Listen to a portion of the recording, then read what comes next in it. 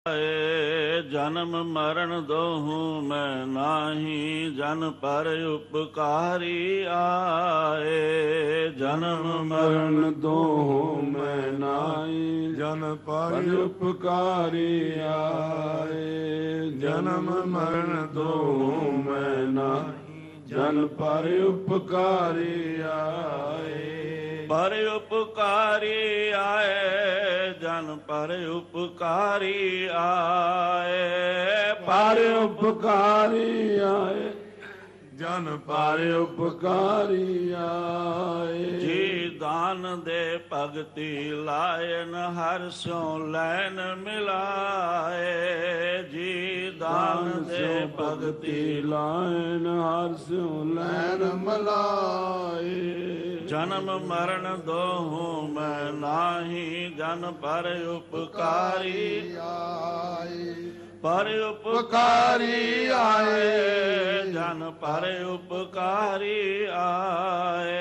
ओ पर उपकारी आए, जन पर उपकारी आए। दसां पातशाहियां दी आत्मक जागदी जोत, ज्ञान स्वरूप शब्दावतार, प्रगट गुरां की देह, प्रतख सतगुरु श्री गुरु ग्रंथ ਸਾਹਿਬ जी महाराज जी ਦੀ पावन हजूरी विखे थाईलैंड बैंकॉक नगर राजधानी थाईलैंड दी महाराजा गार्डन सिटी पवित्र स्थान बैकुंठ नगर जहाँ संत वासा जिथे बैठन साध जन सो थान सुहंदा ओए सेवन समर्थ अपना बिन सह संबंधा।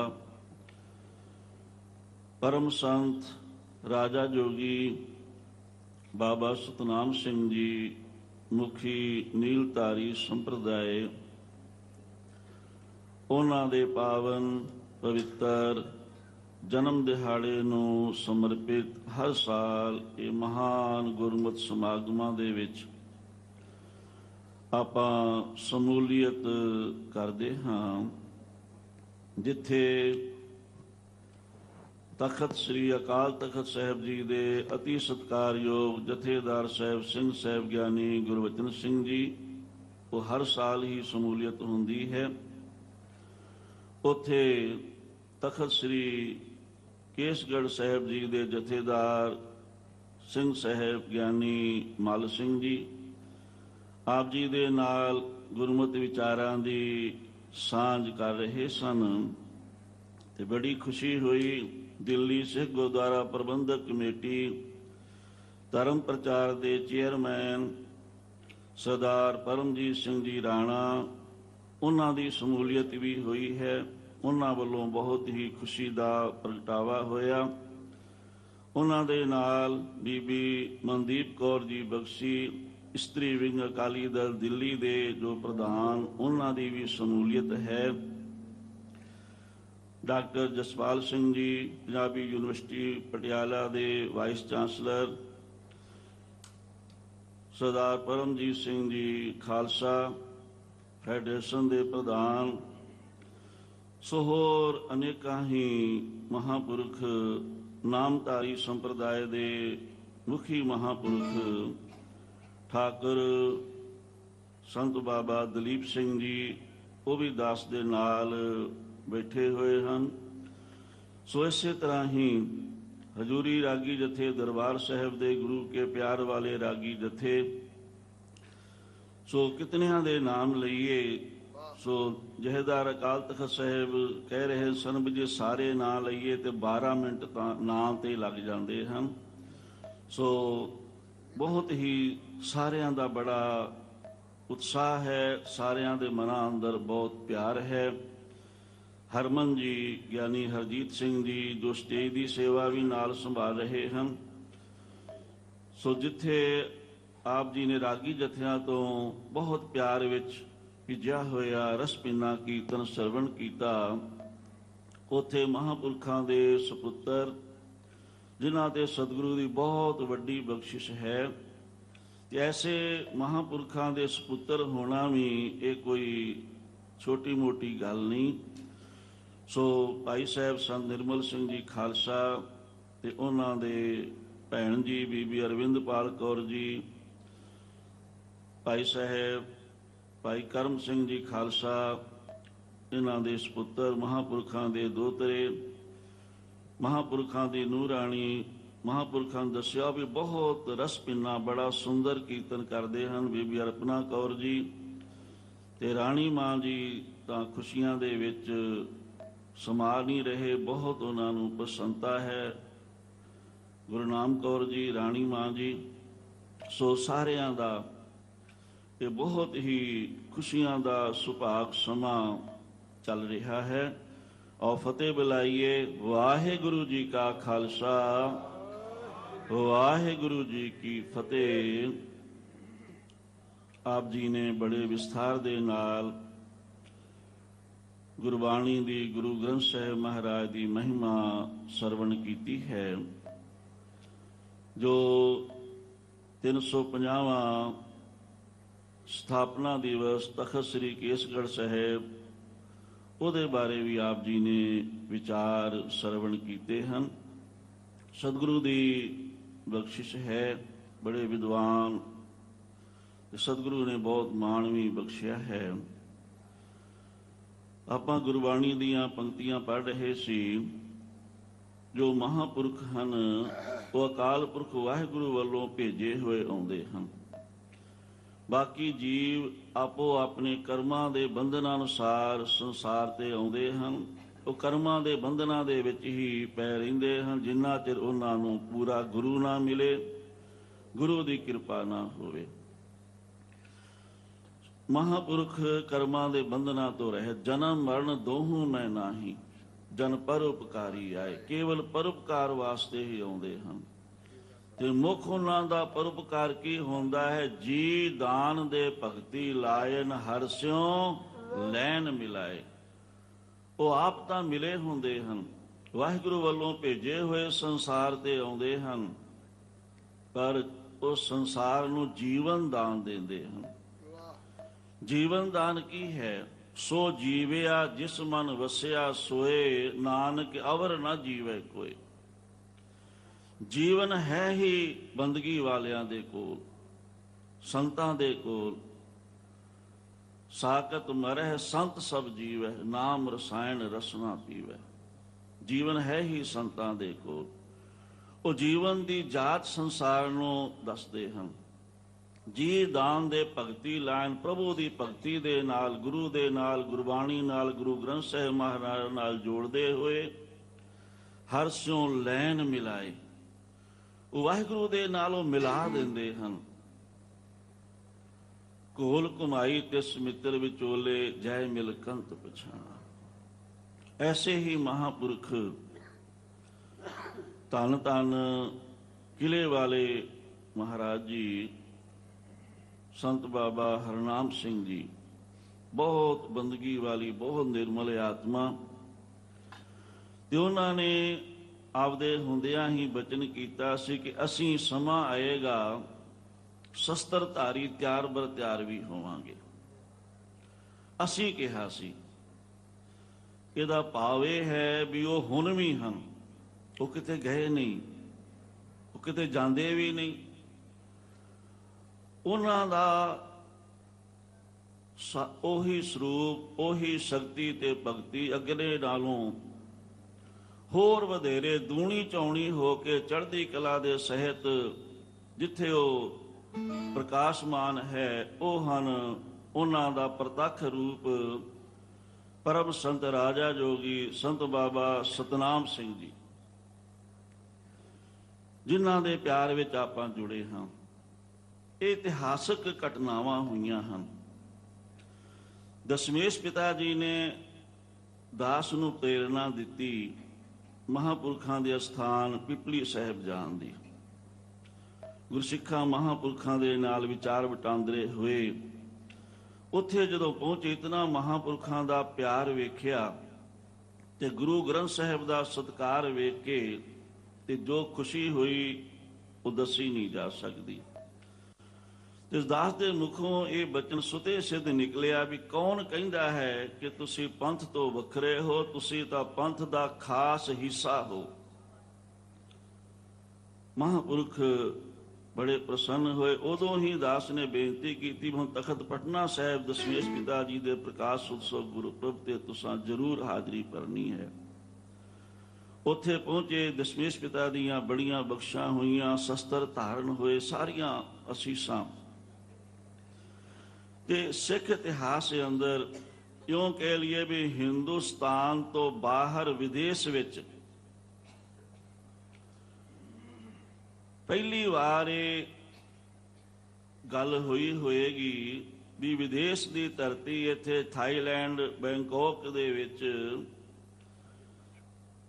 ਜਿਸ ਅੰਮ੍ਰਿਤ ਸੰਚਾਰ ਦੇ ਵਿੱਚ 2 ਤਖਤਾਂ ਦੇ ਮੁੱਖ ਸੇਵਾਦਾਰ ਸ਼ਾਮਲ ਹੋਏ ਹੋਣ। ਭਾਵੇਂ ਹਰਿਮੰਦਰ ਸਾਹਿਬ ਦੇ ਮੁੱਖ ਗ੍ਰੰਥੀ ਵੀ ਆਏ ਸਨ, ਹਜੂਰ ਸਾਹਿਬ ਤਖਤ ਸੱਚਖੰਡ ਤੋਂ ਵੀ ਆਏ ਸਨ, ਪਰ ਉਹ 5 ਪਿਆਰਿਆਂ 'ਚ ਸ਼ਾਮਲ ਨਹੀਂ ਹੋ ਸਕੇ। ਪਤਾ ਨਹੀਂ ਗੁਰੂ ਦੀ ਕੀ ਮੌਜ ਸੀ, ਉਹ ਹੀ ਜਾਣਦੇ ਹਨ। ਸੋ ਹੋਰ ਨਾਲ 3 ਸਿੰਘ ਸਨ। ਸੋ 5 ਪਿਆਰਿਆਂ ਦੇ ਰੂਪ ਦੇ ਵਿੱਚ ਸ਼ਾਮਲ ਹੋ ਕੇ ਅੰਮ੍ਰਿਤ ਸੰਚਾਰ ਹੋਇਆ ਤੇ 550 ਨੇ ਅੰਮ੍ਰਿਤ ਛਕਿਆ। ਨੀਲਧਾਰੀ ਸੰਪਰਦਾਇ ਦੇ ਗੁਰਸਿੱਖਾਂ ਨੇ ਤਿਆਰ ਬਰ ਤਿਆਰ ਹੋਏ, ਸ਼ਸਤਰ ਧਾਰੀ ਹੋਏ। ਤੇ ਦਾਸ ਨੂੰ ਨਹੀਂ ਲੱਗਦਾ ਵੀ ਹਿੰਦੁਸਤਾਨ ਤੋਂ ਬਾਹਰ ਕਿਸੇ ਵੀ ਦੇਸ਼ ਵਿੱਚ, ਕਿਸੇ ਵੀ ਕੰਟਰੀ ਵਿੱਚ ਐਸਾ ਅੰਮ੍ਰਿਤ ਸੰਚਾਰ ਹੋਇਆ ਹੋਵੇ ਵੀ 5 ਪਿਆਰਿਆਂ ਵਿੱਚ 2 ਤਖਤਾਂ ਦੇ ਜਥੇਦਾਰ ਸ਼ਾਮਲ ਹੋਏ ਹੋਣ ਤੇ 550 ਨੇ ਇੱਕ ਦਿਨ ਹੀ ਅੰਮ੍ਰਿਤ ਛਕਿਆ ਹੋਵੇ। ਇਹ ਪਹਿਲੀ ਘਟਨਾ ਹੈ। ਤੇ ਦੂਸਰੀ ਵਾਰ ਜਦੋਂ 11 ਦੀ ਵਿਸਾਖੀ 2011 ਦੀ ਵਿਸਾਖੀ ਤੇ ਅੰਮ੍ਰਿਤ ਸੰਚਾਰ ਹੋਇਆ ਪਿਪਲੀ ਸਾਹਿਬ, ਸਵੇਰੇ 10 ਵਜੇ ਤੋਂ ਅੰਮ੍ਰਿਤ ਦਾ ਬਾਟਾ ਤਿਆਰ ਹੋਣਾ ਸ਼ੁਰੂ ਹੋਇਆ। ਦਾਸ ਅਖੀਰ ਤੱਕ ਦਸ਼ਮੇਸ਼ ਪਿਤਾ ਨੇ ਕਿਰਪਾ ਕੀਤੀ ਸ਼ਾਮਲ ਰਿਹਾ। ਸੋ ਵੱਡੇ ਵੱਡੇ ਬਾਟੇ ਅੰਮ੍ਰਿਤ ਤਿਆਰ ਕਰੀ ਜਾਂਦੇ ਸੀ ਤੇ ਛਕਾਉਣ ਵਾਲੇ 10-12 ਜਥੇ ਲੱਗੇ ਹੋਏ ਸਨ। ਛਕਾਉਣ ਵਾਲੇ ਤਿਆਰ ਬਰ ਤਿਆਰ ਸਿੰਘ ਪਹਿਲੇ ਸਾਰੀ ਤੇ 10-12 ਜਥੇ ਛਕਾਉਣ ਵਾਲੇ ਲੱਗੇ ਹੋਏ। ਤੇ ਸਵੇਰੇ 10 ਵਜੇ ਤੋਂ ਲੈ ਕੇ ਅੰਮ੍ਰਿਤ ਸੰਚਾਰ ਹੁੰਦਾ ਰਿਹਾ। ਰਾਤੀ ਕਰੀਬ 9-10 ਸ਼ਾਇਦ ਵੱਧ ਹੀ ਸਮਾਂ ਹੋ ਗਿਆ। ਸੋ ਇੱਕ ਦਿਨ ਦੇ ਵਿੱਚ 21,000 ਨੇ ਅੰਮ੍ਰਿਤ ਛਕਿਆ। ਤੇ ਉਸ ਸਮੇਂ ਜਦੋਂ ਦੀਵਾਨ ਦੇ ਵਿੱਚ ਆਏ, ਸੁਤੇ ਸਿੱਧ ਹੀ ਮੇਰੀ ਪੀਰੀ ਦੇ ਮਾਲਕ ਗੁਰੂ ਹਰਗੋਬਿੰਦ ਸਾਹਿਬ ਮਹਾਰਾਜ ਨੇ ਪ੍ਰੇਰਨਾ ਦਿੱਤੀ। ਕਈ ਬਚਨ ਸੁਭਾਵਕ ਹੋ ਜਾਂਦੇ ਹਨ, ਸੋਚ ਸਮਝ ਕੇ ਨਹੀਂ, ਗੁਰੂ ਆਪ ਹੀ ਬੁਲਾ ਦਿੰਦਾ ਹੈ। ਜਹੇਦਾਰ ਸ੍ਰੀ ਅਕਾਲ ਤਖਤ ਸਾਹਿਬ ਗੁਰੂ ਪੰਥ ਦੇ ਸਰਵੋੱਚ ਤਖਤ ਦੇ ਜਥੇਦਾਰ, ਇਹਨਾਂ ਦੀ ਰਸਨਾ ਤੋਂ ਬਚਨ ਨਿਕਲੇ। ਕਹਿਣ ਲੱਗੇ, ਦਸ਼ਮੇਸ਼ ਪਿਤਾ ਜੀ ਨੇ ਖਾਲਸਾ ਸਾਜਿਆ, 20,000 ਨੇ ਅੰਮ੍ਰਿਤ ਛਕਿਆ ਤਖਤ ਸ੍ਰੀ ਕੇਸਗੜ੍ਹ ਸਾਹਿਬ। ਦੂਜੀ ਵਾਰ ਦਸ਼ਮੇਸ਼ ਪਿਤਾ ਜੀ ਨੇ ਅੰਮ੍ਰਿਤ ਛਕਾਇਆ ਤਖਤ ਸ੍ਰੀ ਦਮਦਮਾ ਸਾਹਿਬ, ਉਦੋਂ 22,000 ਨੇ ਛਕਿਆ। ਇਹ ਤੀਸਰਾ ਸਥਾਨ ਹੈ ਹਿੰਦੁਸਤਾਨ ਦੇ ਅੰਦਰ ਜਿੱਥੇ ਇੱਕ ਦਿਨ ਵਿੱਚ 21,000 ਨੇ ਅੰਮ੍ਰਿਤ ਛਕਿਆ ਹੈ।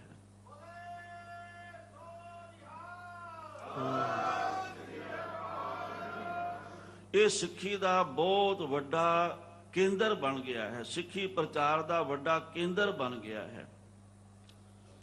ਤੇ ਵਿਦੇਸ਼ ਵਿੱਚ ਵੀ ਐਸੀ ਘਟਨਾ ਹੋਰ ਕਿਤੇ ਨਹੀਂ ਹੋਈ। ਇਸ ਕਰਕੇ ਵਿਦੇਸ਼ਾਂ ਦੇ ਵਿੱਚ ਵੀ, ਹਿੰਦੁਸਤਾਨ ਤੋਂ ਬਾਹਰ ਵੀ ਇਹ ਜੋ ਸਥਾਨ ਹੈ, ਮਹਾਰਾਜਾ ਗਾਰਡਨ ਸਿਟੀ ਵਿਖੇ ਨਿਰਮਲ ਮਹਿਲ, ਜਿੱਥੇ ਗੁਰੂ ਗ੍ਰੰਥ ਸਾਹਿਬ ਦੇ ਪ੍ਰਕਾਸ਼ ਤੇ ਸਤਕਾਰ ਦੀ ਗੱਲ ਜਹੇਦਾਰ ਅਕਾਲ ਤਖਤ ਸਾਹਿਬ ਵੀ ਕਹਿੰਦੇ ਵੀ ਜੋ ਇੱਥੇ ਸਤਕਾਰ ਹੈ, ਉਹ ਆਪਣੇ ਆਪ ਵਿੱਚ ਬਹੁਤ ਵੱਡੀ ਗੱਲ ਹੈ, ਬਹੁਤ ਭਾਰੀ ਸਤਕਾਰ ਹੈ ਗੁਰੂ ਗ੍ਰੰਥ ਸਾਹਿਬ ਦਾ।